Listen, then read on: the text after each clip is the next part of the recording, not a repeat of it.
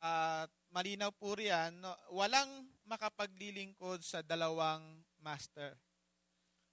Pero alam ko, napakahuhusay ninyo at marami kayong mga pinaglilingkuran. Hindi ho yun ang pinag-uusapan natin dyan. No? Alam ko, merong iba dyan, araw-araw iba yung kanyang boss. No? Pero hindi po yun ang pag-uusapan natin dito. But the one na kinikilala natin na ito yung aking Panginoon. So isa lang yung pwede nating gawing Panginoon. Diyan po sa Luke chapter 16, meron hong mga highlights yan. Una, yung tusong katiwala. Mababasa nyo yan na kung saan na-discover nung may-ari na yung katiwala niya ay may ginagawang kakaiba. At sinabi na hindi ka na pwedeng maging manager. At dahil doon, nag-isip siya, hindi naman siya pwedeng maghukay dahil siguro may edad na siya. At noon, pag ikaw ay naghuhukay, yun ay gawain lamang ng slave. No? Hindi gawain yun ng free man. Okay. Next slide please. Yan. So, tingnan natin yung overview nun. A servant who misused money, covetous religious leaders, then yung poor man na nasa paradise, yung rich man na tormented sa Hades. So yun yung overview ng Luke 16. Tapos may nakasingit diyan na dito may nakasingit diyan patungkol sa divorce. Hindi ko na ganong sinama, pero nung recently yung nagre-research ako sa US pala, ang number one na dahilan bakit nagdi-divorce ay patungkol pa rin sa pera. Sabi ko, siguro may kaugnayan pa rin, no? Pero hindi na natin ganong talakayin yun. Pag-usapan lang natin ay ang patungkol sa maestro. No? So, tusong katiwala, mga gahamang reliyoso, ang mayamang si Lazaro, ang mayaman at si Lazaro. Ngayon, ang pinakasentro dyan ay sino ang ating pinaglilingkuran. Isa lamang daw yung ating mapaglilingkuran. Pwede kang maglingkod sa kayamanan, pwede kang maglingkod sa Panginoon. Okay. Doon sa istorya ni Lazaro at nung mayaman, let us always remember na hindi nakapasok yung mayaman sa paraiso dahil siya ay mayaman. Okay? Lino kaya yon? At hindi nakapasok si Lazaro sa paraiso dahil siya ay mahirap. Amen ba ron? Kasi wala sinabi sa Biblia na unless you become poor, you cannot enter the kingdom of God. Wala naman, no? So, at wala rin sinabi sa Biblia na unless you become rich, you could enter the kingdom of God. So hindi po yun, no?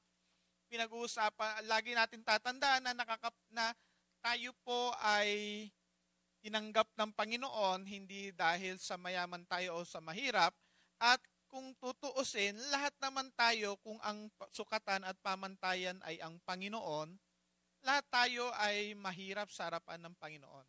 Dahil yung kahirapan na pinag-uusapan sa salita ng Diyos ay yung kahirapang espiritual. Hindi yung kung gaano karami yung salapi mo. No? Iba yung dami, iba yung halaga. Okay, Baron? Sa Bible, iba yung dami, iba yung halaga. Iba yung value, iba yung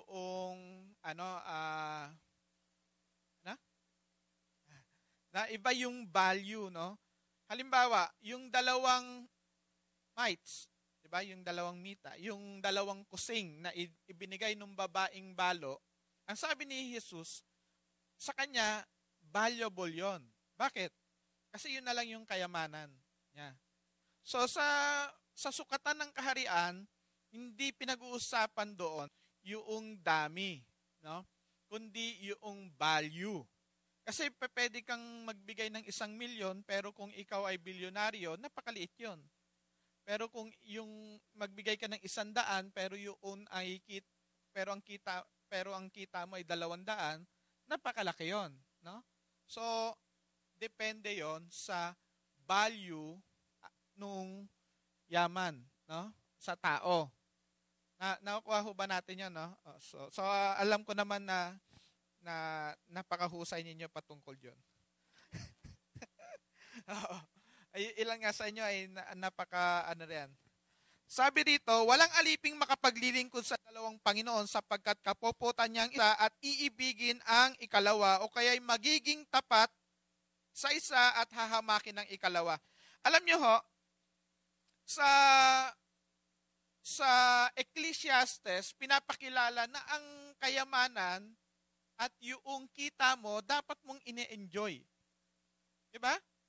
O, ine-enjoy. Alam ko, kayo, magaling kayong mag-reward sa sarili ninyo at hindi ko kailangang i-elaborate yon. Ano? At yun po ay katuruan din sa Biblia. No? Na kaya ka pinagkakalooban ng Diyos para ma-enjoy mo rin yung buhay mo. No? Okay. At dito, makikita rin natin, tingnan natin that our job is not our provider. God is the provider. So, dapat malinaw din po sa atin yon, no? Tingnan ho natin. Next slide, please. Okay. Throughout the history ng church, laging merong tinatawag na pendulum. Ito po ay pendulum. Medyo pangit lang ata illustration ko, pero yan ay pendulum. Alam niyo yung pendulum, di ba? Yan ay minsan kumakaliwa, minsan kumakanan.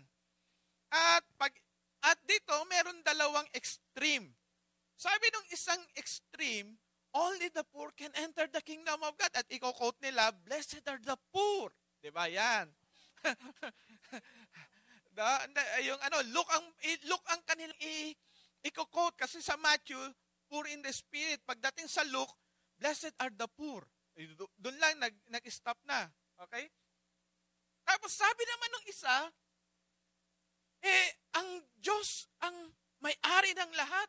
At ang Diyos ay ang aking tatay. Therefore, may-ari rin ako ng lahat. Therefore, every believer will become wealthy. Di ba? Ganon. At minsan gusto natin dito lang. Dito na tayo siguro. Nagkaroon ng pendulum noong panahon ni Francis Asbury, noong panahon na kung saan ay mga circuit rider, yung mga missionary, sila Francis, ang kanilang pananaw, pagka ikaw ay lingkod ng Diyos, dapat naghihirap ka. At marami yung pamilya ng mga missionary na iiwan sila at naghihirap. At nagiging dahilan, bagamat tumarami yung gawain doon sa frontline, yung pamilya mismo nung ay tumatalikod. So merong missing, no? Merong missing link.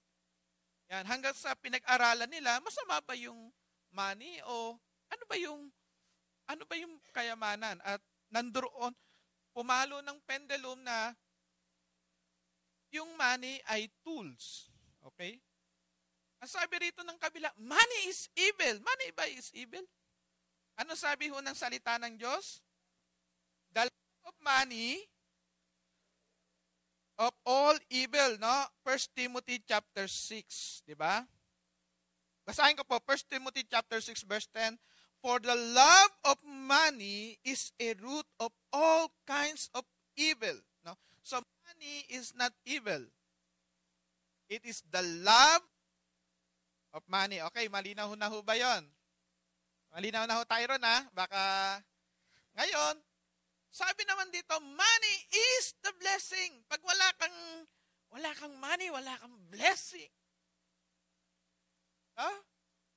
Oo, yun naman yung isang school. No, pagka ikaw ay Kristiyano, laging maganda ang buhay mo. At pagka may problema ka, siguro nagkakasala ka. Yun yung contention nung tatlong kaibigan ni Job. Di ba yung kaibigan ni Job? Di ba? Kaya nangyayari yan sa'yo dahil may ginagawa ka. Di ba? Namatayan ka kasi puro pakitang tao ka siguro. Di ba? Ganun. Makikita natin sa Job chapter 8 verse 20, ganito po ang sabi ng kaibigan ni Job. Behold, God will not cast away the blameless. God will not cast away the blameless, nor nor will he uphold the evildoers. Eto si Job, namatayan, nawala yung kanyang kayamanan, at sinasabi ng kaibigan niya, hindi pababayaan ng Diyos ang mga matatapat sa kanya. Ang ibig sabihin lang yung, kaya ka nagkakaganyan, hindi ka matapat. Nakarinig na kayo ng ganon? So ganon yung kaisipan nila, hanggang doon lang ang buhay. Pagka ikaw mananampalataya, maganda lagi lang ang buhay mo. Pagka pumangit ka, may ginagawa ka. Tama ba yun? No? So ganon, palok na naman to. So dito, pag sabi niya, poverty is spirituality. Diba? Kaya kailangan tayo ka sa pumunta ka sa monasteryo, magtago ka ron, itatwa mo ang sarili mo, manglimos ka, di ba? Pero sabi naman dito, nako, prosperity is spirituality. Pagka spiritual ka, prosperous ka. No? Walang. So, merong pendulum, no? Yung isa, naglilid sa self-affliction. Yung isa naman, self-gratification. Mga kapatid, ang katuruan ng Biblia, ganito ho. Lagi natin tatandaan, ang Panginoon may lingkod na mayaman, may lingkod na mahirap. Yung magpinsan na lang nga Jesus Christ at si John the Baptist. Si Jesus Christ, kung makikita ho natin, yung kanyang damit, napakainam, kaya pinag-interesan. Di ba? Pero yung damit ni John the Baptist, hindi mo pag-iinteresan dahil galing sa hayop, sinuot lamang, di ba? Hindi pa siguro sakto 'yun. At siya ay kung ano yung kinakain ni John the Baptist? Balang, laging nagpa-fasting. Tapos si Jesus Christ laging nasa kainan, di ba? Laging nasa feasting, yung isa naman laging nasa fasting. Kaya hindi mo masasabi pagka ganito ay hindi mo mababaks. Nakukuha ho ba natin 'yon? No? Kailangan ho hindi ako ganong eksperto sa ganitong usapin, pero nasa serye tayo kaya pagdaraanan natin, no? Sa mundo ngayon, meron din ganyan, no? Merong isa roon na pagka-Kristiyano ka, hindi ka matatalo. Yung isa naman, laging pagka-Kristiyano ka, talagang ganyan dahil hindi ka mamahalin ng sanlibutan. Kaya lagi ka namang talo. Kaya tanggapin mo na talo ka, kaya ayaw mo nang umalis sa buhay mo, hindi ka na mangharap dahil Kristiyano ka Hindi ka taga rito sa lupa, dayuhan ka. Kaya dapat hampas lupa ka. Meron naman ganun. No? Isa naman, you are victorious, you are laging ganun ng di ba? No, pero sa Christian life ay balance. Okay? Ang pinag-uusapan ho natin ay balanse na pananampalataya at yun po yung titingnan natin na matalakay sa hapon na ito. So, ang ilan, ang paniniwala na pag ikaw ay naging makadiyos, ito ay magiging daan ng pagyaman. Pero sabi sa unang Timoteo 6:5,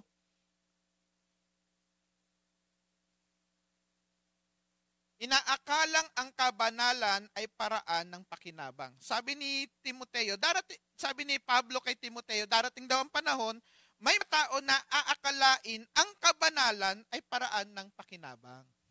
No? Pag ikaw naging banal, okay na buhay mo. Pero hindi ganun Always remember na ang Panginoon, ang araw ay pinasisikat niya sa mabuti at masama. Amen ba ron? Ang ibig sabihin yun, yung oportunidad, parehas sa mabuti at masama. Hindi dahil masama yan, hindi na yan uunlad sa buhay. Kasi kung nagagamit niya yung mga oportunidad, pwede. Di po ba? Tingin nyo sa akin, ako, pastor. Hindi, kasi ganito nga po yun. Sabi kasi sa Isaiah, there will come a time na yung richness of the wicked will be transferred to the righteous. Ngayon, sasabihin ng iba, naku, pag righteous pala ako, matatransfer yung ng wicked, kaya ako kakampay-kampay na lang. righteous kasi ako. Hindi ho yun eh. Ang ibig kong sabihin lang yun no? Dalawa kasi ibig ko sabihin yun eh. Pwede yung wicked na yun maging righteous. Kasi nakakilala siya sa Panginoon, and that is transferring. At pangalawa, pwede dahil siya ay wicked, eventually, he will reap yung kanyang ginagawa, at babagsak siya, at ikaw naman aangat. No? Nangyayari yun, even in practical na buhay. Ngayon, ang sinasabi ni Pablo dito sa unang Timoteo 6:6, subalit ang kabanalan na may kasiyahan ay malaking pakinabang. Godliness with contentment is great gain. So, yun po yun. No? So, hindi yung pinag-uusapan yung dito, hindi ang sinasabi niya, contentment, yung gitna. Kasi pwede kang makontento. Yung contentment kasi hindi yun halaga, hindi pa rin yun sa dami. Hindi pa rin sa dami yun eh. Merong iba, kontento, isang anak lang eh. Yung iba, may kilala ko talaga, ang goal nila, 12. Pastor, talaga, yun ang isa kong demand sa asawa ko eh. Dapat 12 ang anak namin. Napapanganga na lang ako, ha? At tapos kinuwento niya, kasi dalawa lang kami, magkapatid. Lumaki kami, dalawa kami magkapatid. At pag may sakit yung isa, yung tatakbo, tapos talagang, paano kung, inisip niya raw, paano kung 6 kami, at least, yung nanay namin, pag nagkasakit, isa kami sa isang araw, okay, di ba? Kaysa sa dalawa lang kami, palitan. At talagang ginawa niya yun, 12.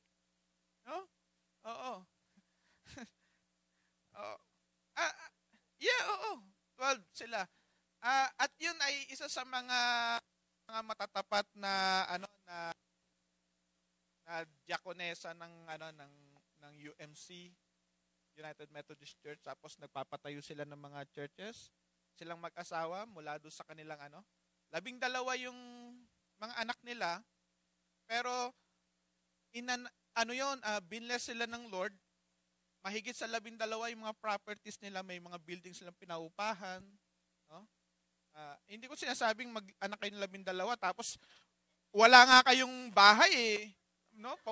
Mamumblema pa yung mga bata sa inyo eh. Yun talaga, dito yun. Self-affliction. Pinahirapan mo sarili mo. Okay. Ang sabi ho dito, hindi ibig sabihin na mananampalataya walang mahirap. Ang sabi ko kasi sa Exodus 22, there will be poor among you. Ito ang kausap ng Panginoon ay mga Israelita. There will be poor among you. Okay? Exodus 22:25, there will be poor among you. Sinasabi ng yun. Kasi hindi mai-apply yung sinasabi sa Biblia na magtulungan kayo kung walang poor among you. Okay. Deuteronomy 15 verse 4, there may be no poor among you. Yung sa Deuteronomy 15 verse 4, ang desire ng Lord, there will be no poor among you. Yun ang desire ng Lord. Pero in reality, there are poor among you. Nakita nyo ha? Ang realidad, may mga mahihirap sa inyo. Ang gusto ng Diyos, walang mahirap sa inyo. Walang naghihirap sa inyo. Okay. Sabi naman ni wise men, sabi sa, ang lahat, Proverbs 30, Panginoon, wag mo akong pagyamanin na makakalimutan ka, at wag mo paghirapin na mahugutin ako at ikaw ay aking masusumpa. No? So, yun po naman, no? O makapagnakaw ako, o makagawa ko ng masama. So, pinag-iisipan nyo ni Agur na maging balanse yung kanyang buhay. Okay. So, kahit sa Bible din, meron pa ganon, no? Meron ding pendulum. So, tingnan natin, wealth and Christian life. So, sabi rito, stewardship is the believer's distinction, a way of life as opposed to the people of the world. Ang tingin ho kasi natin, bilang mananampalataya, ang salapi ay ginagamit at ang Panginoon ay pinaglilingkuran. Kasi ang sanlibutan minsan, ang salapi ay sinasamba at ang Panginoon ay ginagamit. Ang Diyos ay ginagamit po yan. Gusto kong kailangan operan ko itong Diyos-Diyosan na to. Di ba? Ino-opera niya. Bakit? Kasi babalik yun sa akin. No? Yung ganun pa lamang nakaisipan, medyo questionable eh. Kasi para bang ang ginagawa mo ay nagbibigay ka ng lagay doon sa Diyos-Diyosan mo. Para ikaw ay, di ba? Pagka binigyan, ikaw Diyos kita, bibigyan kita, pagpapalain mo ko, bigyan kita, pagpapalain. Di ba? Yung kaisipan na ganun, medyo may problema yun eh. Nakukuha nyo, ho? Kasi, para bang yung Diyos ay ginagawa mong genie in the battle. Ikaw ay genie ko at ang nangyayari, ikaw ngayon ang nagiging may control. Nakukuha nyo ho? O medyo pipip, baka ako makasagasa. Ay, di ba yung maglalagay ka, kung ano yung pinaglalagay mo, kung dahil yan, swerte yan, huwag mong tatanggalin yan kasi mawawala yung pasok ng medyo tingnan ho natin, no? Tingnan ho natin baka. Okay, tingnan ho natin dito. Now, ano daw sabi rito? Now therefore, if you will indeed obey my voice and keep my commandments, then you shall be special treasure to me above all people. For all the earth is mine. Bilang steward, kinikilala natin na ang lahat, ang pagmamay-ari ay ang Diyos. Sino raw ang nagmamay-ari ng lahat? Ang Diyos. Hindi ho tayo. No? Tayo po ay pagmamay-ari ng Diyos. At kung ano man yung pinagkatiwala sa atin, pagkakatiwala yun ng Panginoon. Colossians 1:16, for by Him all things were created that are in heaven and that are on earth, visible and invisible. No?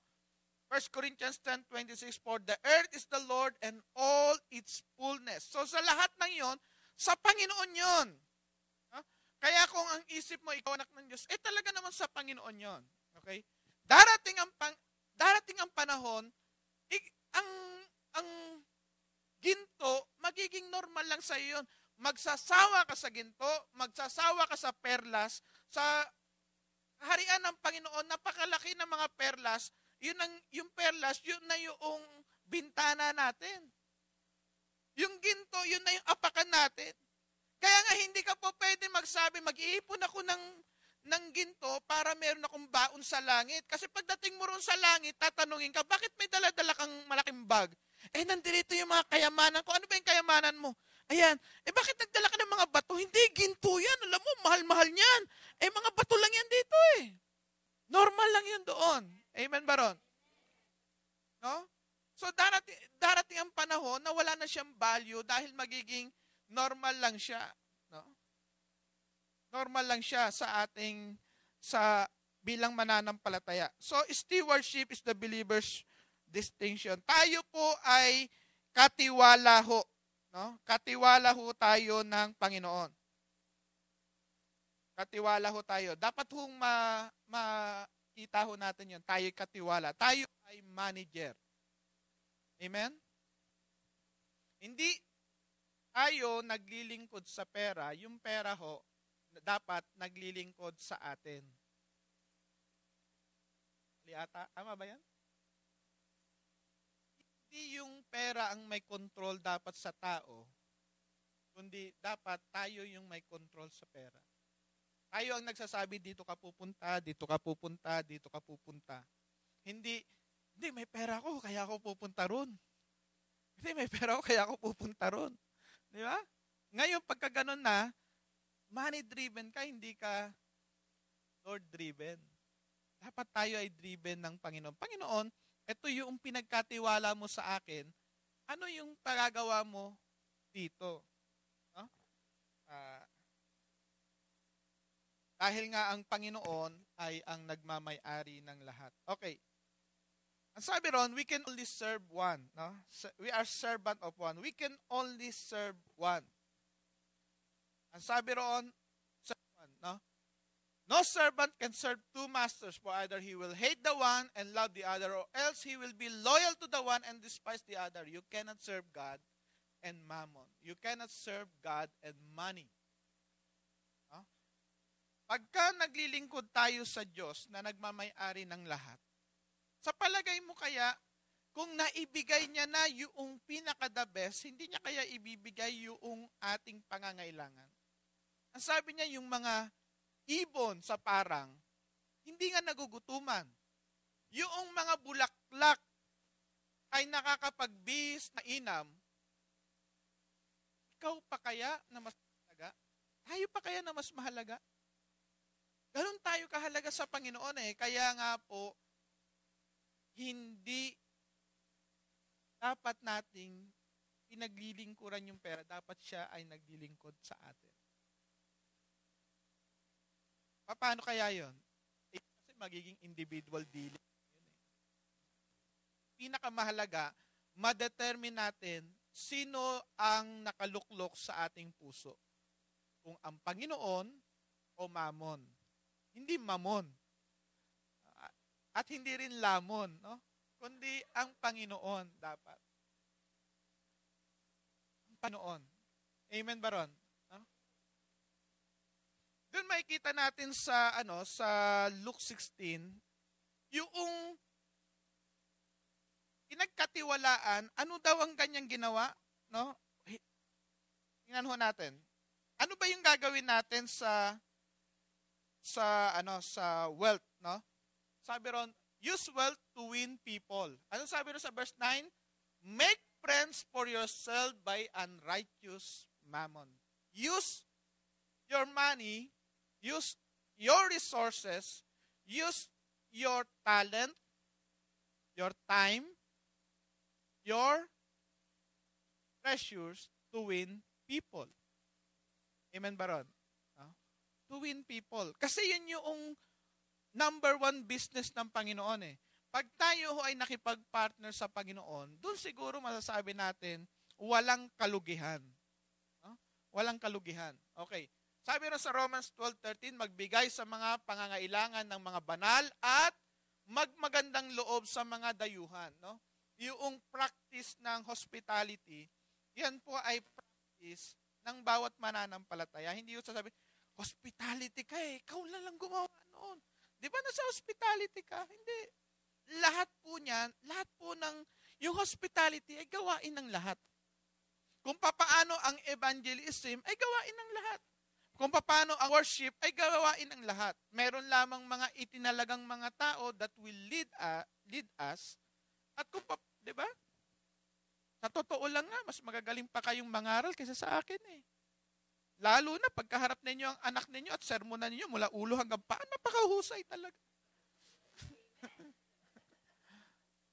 I mean, may kanya-kanya tayong may kanya-kanya tayong panawagan, pero yung pag-show ng hospitality, pag-evangelize, pagbahagi ng salita ng Diyos, lahat tayo may bahagi doon, no? One way or another may bahagi po tayo. No? Dahil tayong lahat ay merong pinaglilingkuran na isa lang. Isa lamang po yung Panginoon natin. Amen ba ron? And then, pag naglilingkod tayo, we must serve with faithfulness. Serve with faithfulness. Lagi nating tatandaan, ano man yung ginagawa natin, maging matapat tayo ron. Alam niyo, pinakita rito ni, doon sa Luke 16, ang problema doon, may yung mga tao na naglilingkod sa Diyos, sila pa yung unfaithful. No? Ay, ibig sabihin yun, itong mga pastor, ito yung mga pariseyo, di ba mga pariseyo, yan, mga spiritual leaders. Dapat sila yung kinakikitaan na ang pinaglilingkuran nila ay ang Panginoon. Sabi ni Jesus Christ, masyado kayong covetous. Diba sabi ni Jesus Christ yun eh. Atin hanggang kubeta lang tayo, dapat wag tayong covetous. Delikado ho yun. Delikado ho yun. Amen ba ron? At ito nga yung nakakapagtaka ron eh. Biro mo, sila na dapat naglilingkod sa Panginoon, iba yung pinaglilingkuran nila. Ang mga Pariseyo, ang number one nilang trait na tingin sa kanilang mga tao, ito ay mga pious. Napakadeboto. Di ba? Mga taong simbahan. Yan, di ba? Oo. Dapat pala, hindi ako nangaral nito. Sa akin pala babalik lahat din yun, no? Pero ganun kailangan din no?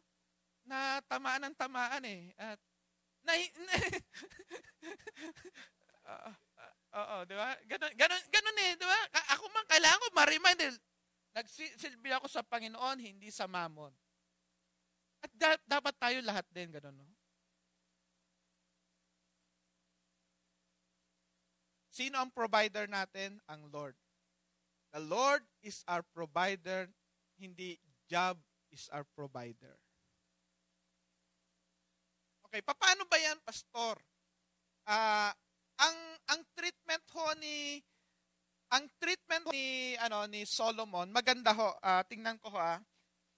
Treatment ho ni Solomon. Makipagbukas ho kayo sa akin sa Ecclesiastes ho. Ecclesiastes. Tingnan ho natin yung treatment ni Solomon. Sabi sa Ecclesiastes 5:18-20,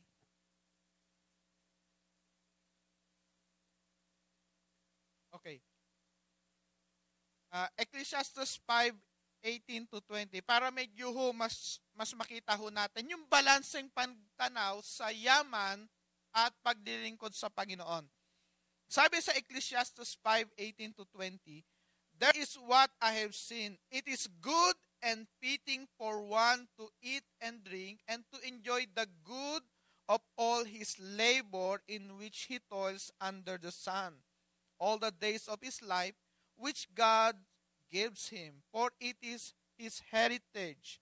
As for every man to whom God has given riches and wealth, and given him power to eat it, to receive his heritage and rejoice in his labor. This is the gift of God. Tingnan nyo ho.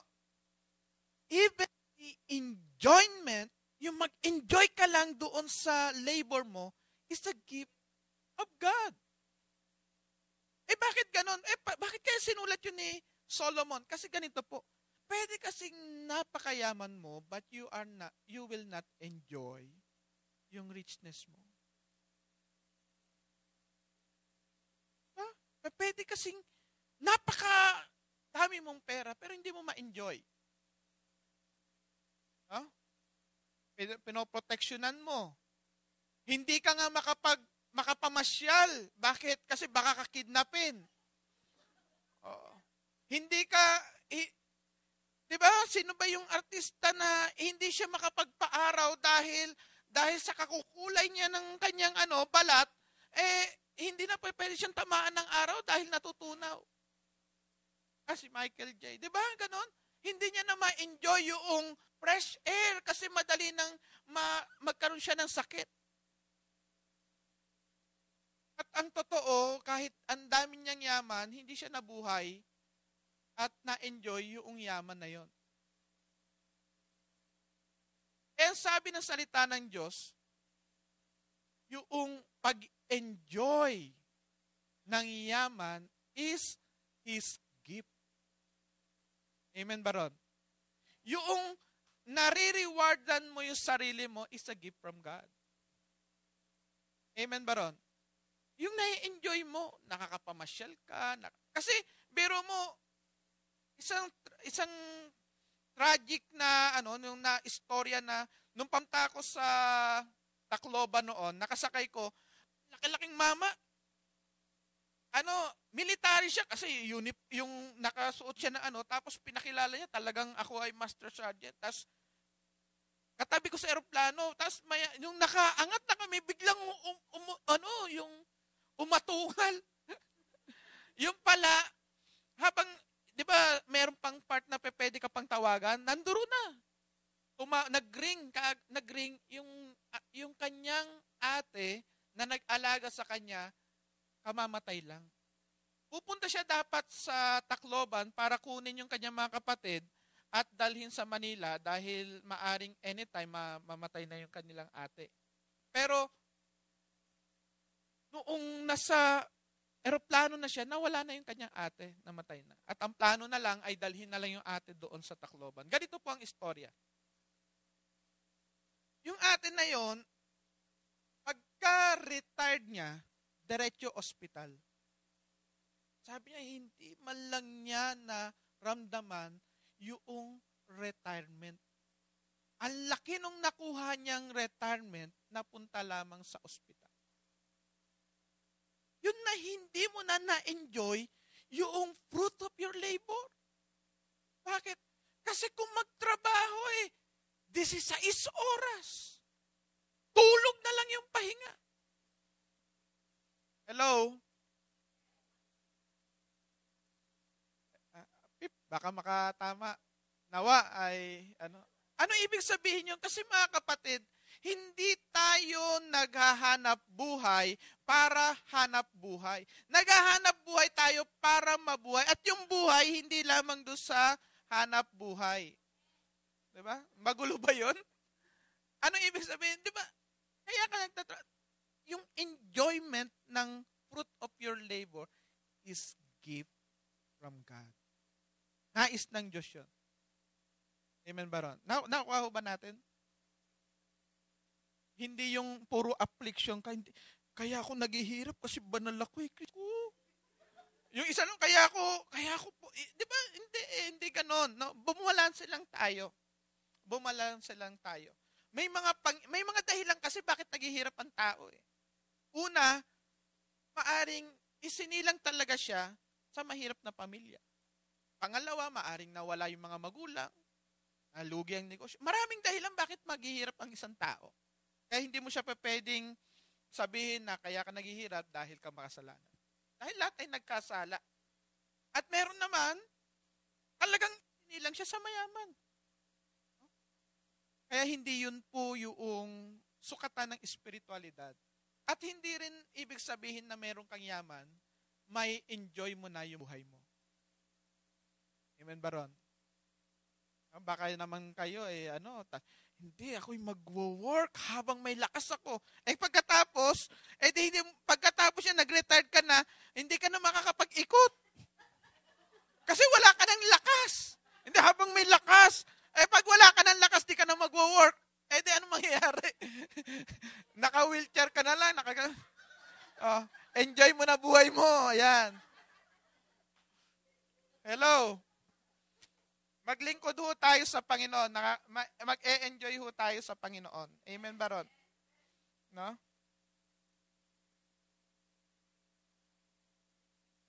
Baka mamaya wala nang bumati sa akin. Kaya ganun ako ng papel kasi mayroong mga na baka ay.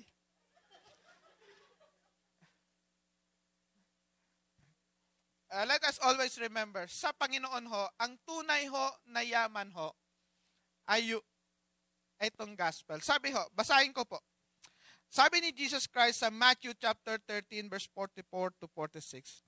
Ang kaharian ng langit, Matthew 13, 44 to 46.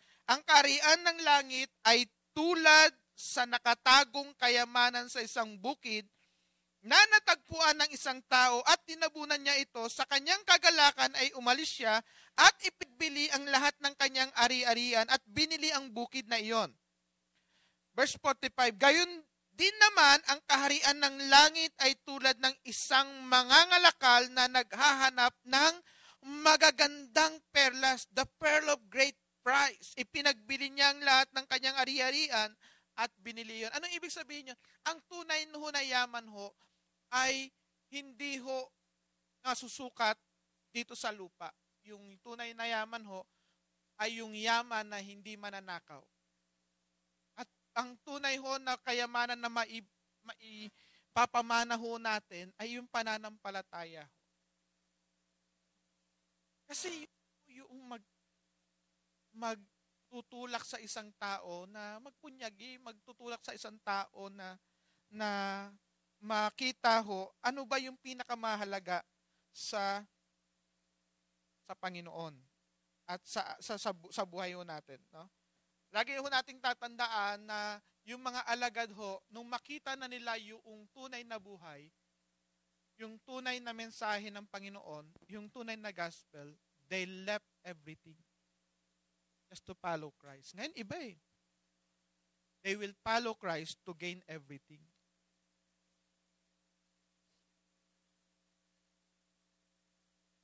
Hindi ko na i-elaborate yun, baka hindi ako makalabas ng buhay.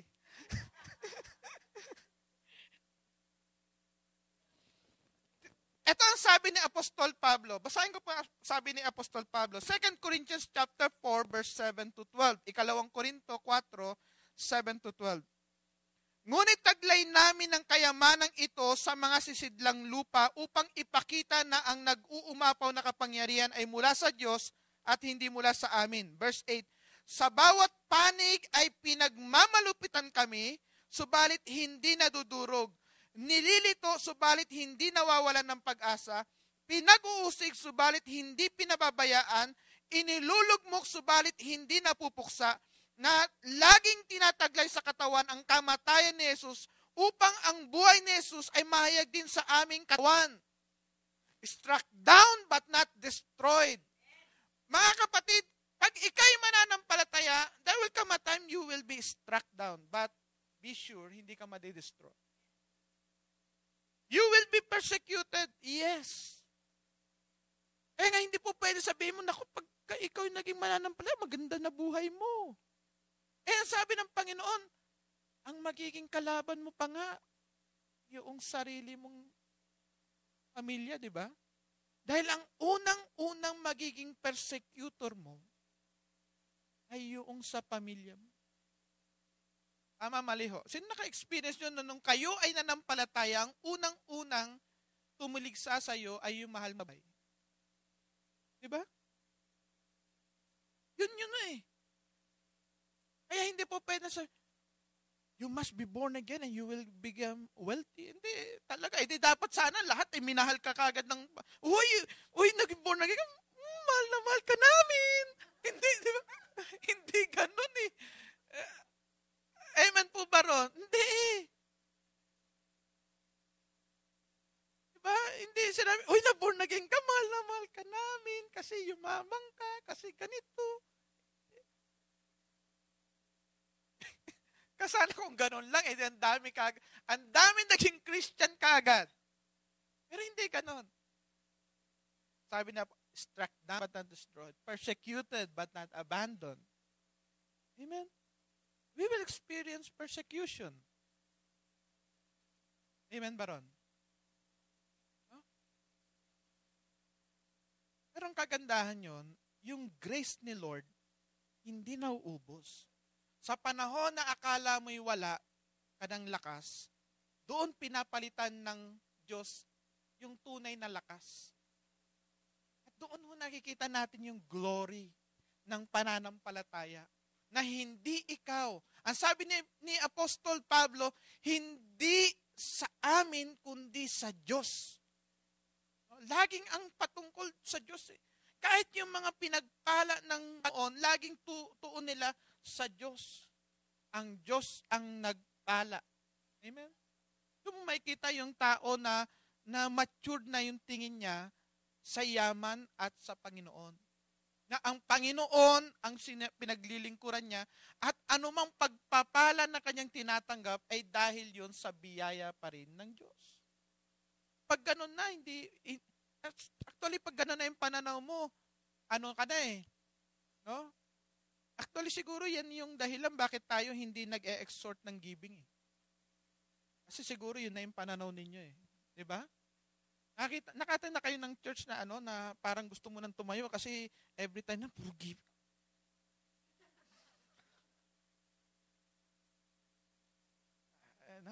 Yung para bang talagang napaka-guilty yung hindi eh. Giving is a privilege pag ikaw'y mananampalataya. It's already a privilege. Naaatat kang kailan ba ito matatapos si pastor para mag-offering na? Yung bang ganon yung motivation, di ba? Ganon na yung motivation mo, hindi na magnanakaw. Talaga makikita. Hindi ka magnanakaw. Di ba talaga? At sakit sa tenga eh. Pagka ang Panginoon na ang Panginoon mo, hindi na issue yung mga bagay. Alam mo na ang lahat ng bagay ay sa Panginoon at kung ano man yung tinanggap mo, yan ay pinagkatiwala sa iyo ng Diyos. Pinagkatiwala sa iyo ng Diyos. Diba?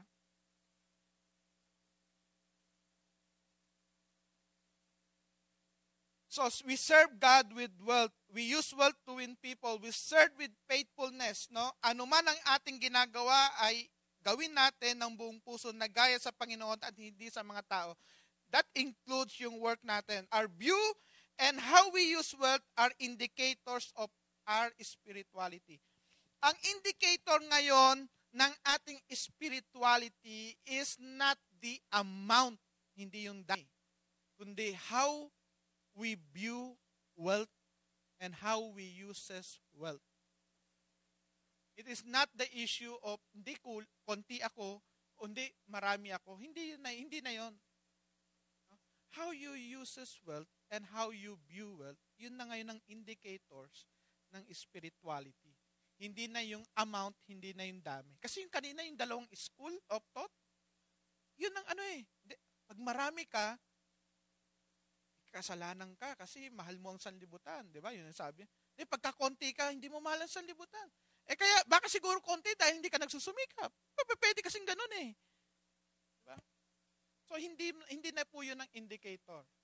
Nawa, naging malinaw ako ron. Kaya nga medyo nagiging ako rito kasi hindi ako eksperto sa ganito eh. No? Na tema. Pero kailangan nating no? Hindi po yun ang indicators. Okay? So, we serve God, we use wealth. We don't use God and serve wealth. Dapat po marinaw sa atin yan. So, kasi the Bible is full of believers. The Bible is full of believers who are wealthy and who uses their wealth to serve God. May kita natin si Abraham, si Isaac, si Jacob. Lahat ho yan, multimillionaires. Pag tinignan mo natin sa kanilang standard ng panahon nila. Si Joseph, di ba? Si Daniel. May kita natin sa New Testament si Joseph of Arimathea, si Barnabas. Si Lydia ay isang businesswoman. Ginamit nila yung kanilang mga pinagkatiwala sa kanila ng Diyos to further yung kingdom. Amen. Ginamit nila ho yun. No? Pero may kita rin natin sa Bible yung widow na nagbigay ng 2 kusing. May kita rin natin sa Bible yung churches of Macedonia na sinasabi rin sa Corinthians na even though na sila'y naghihirap, sila pa rin ang tumulong doon sa Church of Jerusalem. So, hindi ibig sabihin na mahirap ka, hindi ka Kristiyano. So, may mga mananampalataya na mayaman noon at may mananampalataya hirap. Katulad din ngayon. Amen, Baron? At nawa maging balanse tayo doon. At sa tingin ko, medyo balanse naman yung ganung pananaw. Ewan ko lang kung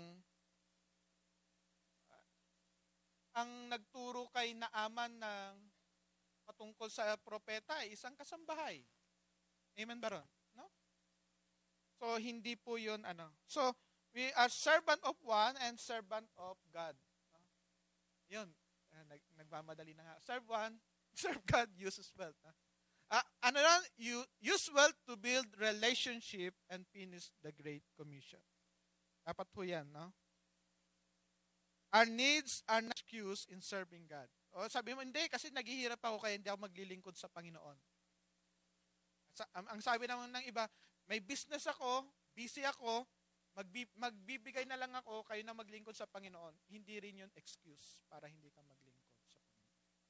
Wala tayong excuse kasi kung ang pinaglilingkuran natin ay ang Diyos, hindi issue na yung business mo. At hindi rin issue na naghihirap ka. Time, talent, and treasures.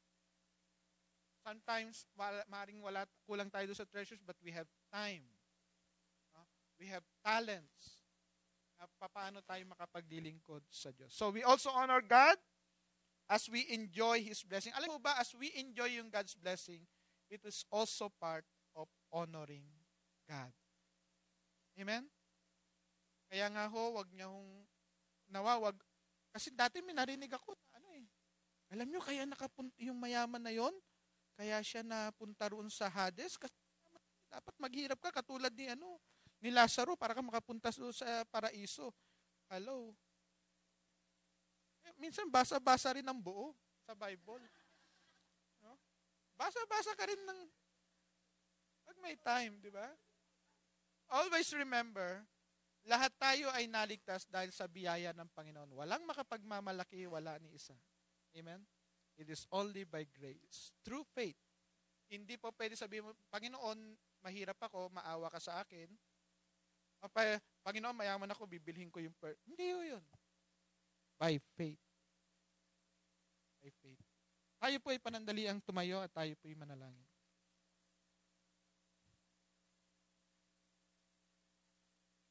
Panginoon, ikaw po ay Diyos na buhay at Diyos na makapangyarihan. Panginoon, sa oras na ito, O Lord, alam niyo ang pinagdaraanan ng bawat isa, O Diyos. Panginoon, wala pong imposible sa inyo at kayo po ang source ng life at ng blessing, O God. At Panginoon, sa anumang kaparaanan na kami po ay makapaglilingkod sa inyo, hayaan nyo na ma-enjoy din namin ang mga pagpapala na pinagkakatiwala nyo sa amin. At hayaan din ninyo na kami maging kabahagi kung papaano po maipapakalat ang mabuting balita, Panginoon. Hayaan nyo bilang lingkod, Panginoon, ay maging puro ang aming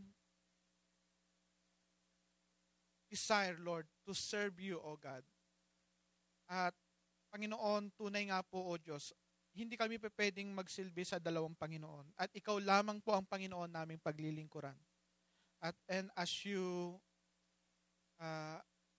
entrust us with richness, Panginoon, patuloy ka naming tataas, patuloy ka naming paglilingkuran.